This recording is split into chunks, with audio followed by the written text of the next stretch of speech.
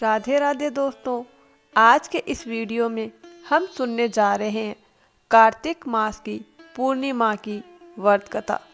बहुत ही सुंदर और प्रेरणादायक कथा है। 4 चिड़ियाओं की कहानी।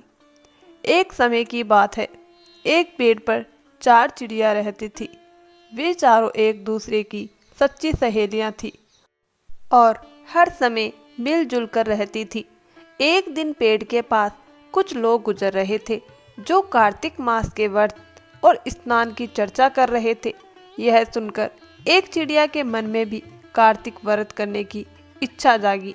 उसने अपनी तीनों सहेलियों को बताया और सबने मिलकर निश्चय किया कि वे भी इस पवित्र मास में गंगा स्नान करेगी और व्रत रखेगी।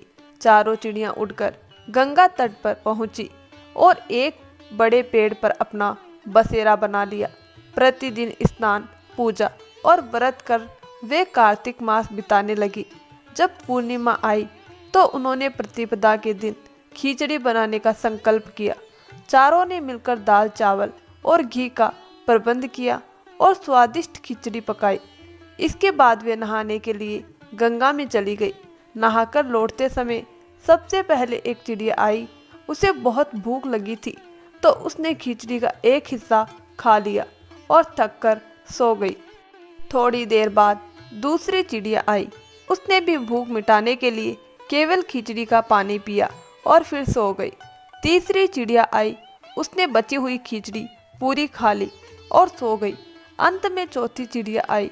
उसने देखा कि बाकी तीनों सो रही है और खिचड़ी खत्म हो चुकी है, तो उसने भी जो कुछ बचा था वह खा लिया और वही सो गई। उसी रात अचानक तेज तूफान आया। पेड़ हिलने लगा और दुर्भाग्यवश चारों चिड़ियाएं मर गई।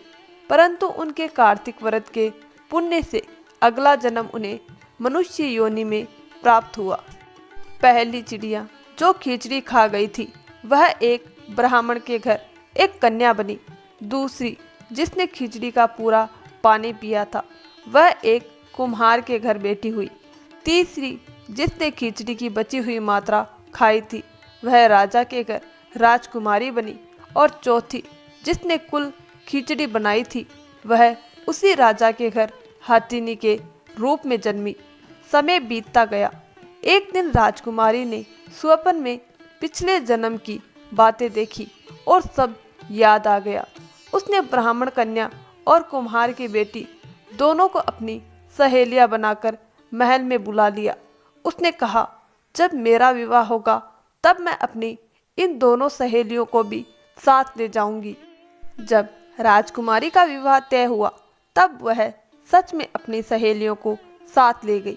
महल में पहुंचकर उसने अपने पति राजकुमार को सब कुछ बताया कि किस प्रकार वे चारों पिछले जन्म में चिड़ियां थी और कार्तिक व्रत का फल उन्हें यह जीवन मिला।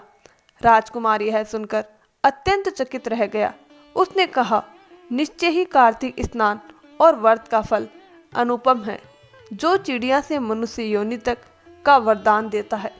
तब दोनों ने मिलकर जोड़े से कार्तिक स्नान किया, दान पुण्य किया और जीवन भर धर्म के मार्ग पर चलते रहे। इस प्रकार भक्तों, जो भी कार्तिक मास में श्रद्धा से व्रत, स्नान और दान करता है उसे अनंत जन्मों का कल्याण प्राप्त होता है।